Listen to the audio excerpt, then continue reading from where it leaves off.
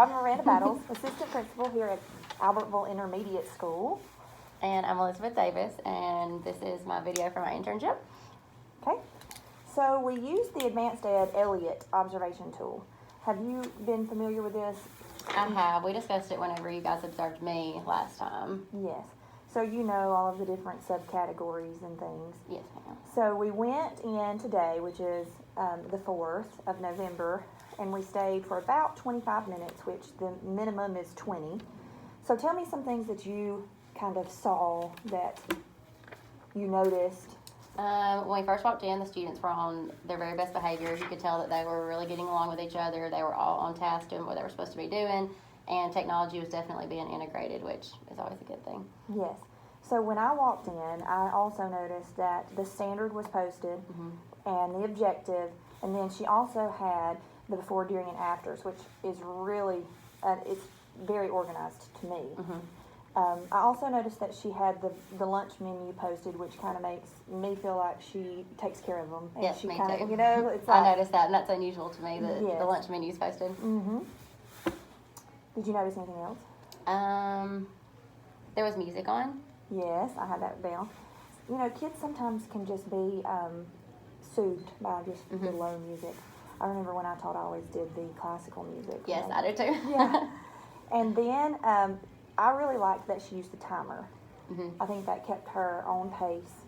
And she also, not only did she have it up posted, but she also reminded them Yes. every little bit. It was like 3 minutes left, 2 minutes left. I like that. And I love as a student knowing how much time I have left. Like I'm not, and the students aren't having to be a distraction and say, how much time do we have left? So they always knew. Yes.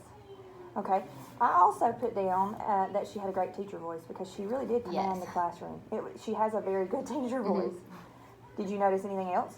The students were very respectful of her whenever she would talk to them. She was very engaged with them, and she was walking around really helping them. If she saw that a student was struggling, you could tell that she really focused on that student and was able to help them. I also put that when she went down and helped one-on-one with that one that was struggling. And then she used a call and response to get the class back on task whenever they were off task. Yes. She also used that thumbs up strategy, and then she said the 0, 1, 2. Yes. Yeah. So I had all that written too. Let's see if there's anything else I have written.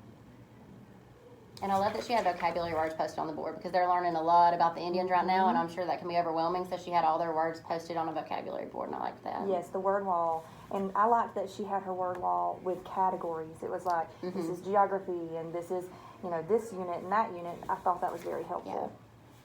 Yeah. Okay, so we can go over the A portion, which is equitable learning, the equitable learning environment. Okay. So I really felt like she did well on the first 3. I felt like I gave her 3s. What did you give? I gave 3s as well on the first 3, and then a 2 on the last one. I also gave her a 2 because that one's hard. I mean, I feel like that would be very difficult to observe, very evidently, because you would almost have to have a lesson based on cultural differences for that to be a 4. Yes. That's my opinion. I agree. All right. B is high expectations. How did you score? Mostly 3s. I gave a 4 on the last one, learners take responsibility and are self-directed, because you could tell when we walked in, they were all on task. They knew what they were supposed to be doing. When they finished, they got on the other websites that they were supposed to be on, so it seemed like they were very self-directed in their work. Yes, I agree. I gave a 3 on that, but 3s and 4s are both really good. Okay. I gave a 4 on the learners strive to meet or are able to articulate the high expectations, because she had and went over the objectives and the standards and all of that. So I felt like they knew where they were supposed to be going in the lesson.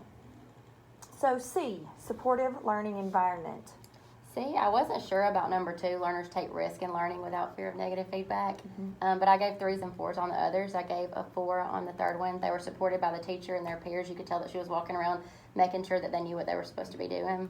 Yeah, even providing that one-on-one feedback for that one struggling student. Yes. I put a 4 on that one, which was C3. I did too. I gave 3s for the rest of them, which 3s and 4s are really, really good. All right, so D, active learning environment.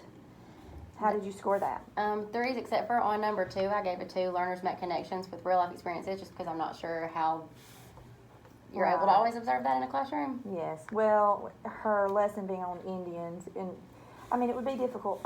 You can make connections to real life, but I didn't observe it as much, so I gave it a 2 too. And then on the 4, the GIM kit really allowed them to collaborate. Yes. They love that, and it keeps them engaged.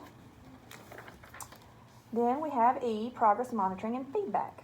How did you score that? I gave 3s on E. It seemed like they were able to monitor their own progress, and when they were going over their study guide, that was really helpful, and it seemed like they knew the study guide answers whenever she was asking aloud. Yes, I gave 3s as well. And if you'll notice, like when I do this, if I notice something specific for each one of these, I write it out beside it, because then I can have something, talking points when we discuss it. Because if you do a lot of these, they all kind of run together. Yeah, I wouldn't have remembered study guide answers right there. So that was E3, I gave a 3 too, because of the answering the questions. So F is a well-managed learning environment. F, I gave 3s, except for on the first one, I gave a 4. They spoke respectfully with the teacher and with others. It seemed like every encounter was very respectful. I agree. I gave a 3. So I also put on 4, F4, I gave her a 4 on that because it says learners use class time purposefully without minimal wasted time or disruption. And based on the timer use and the way that she just kind of went specifically by times, I felt like she really was very evident in that.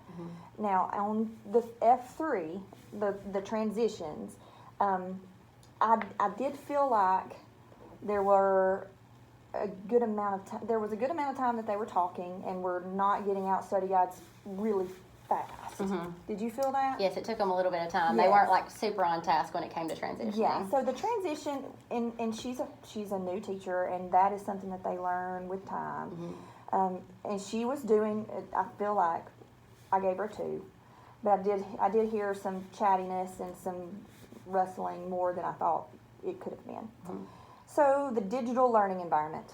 So digital learning on 1 and 3, I gave a 4. A 4 on the first one because right when we walked in, their starter was digital, and then number 3, using it to work collaboratively because they were playing a GIM kit. Yes, I agree. I gave 4s on that too. And then I gave a 2 on the second one because they weren't really making original works. They were working off of her work that she had posted. I gave a 2 on that one as well. Yeah, but they were still doing it, but just not creating it. So that is the Advanced Ed Elliott.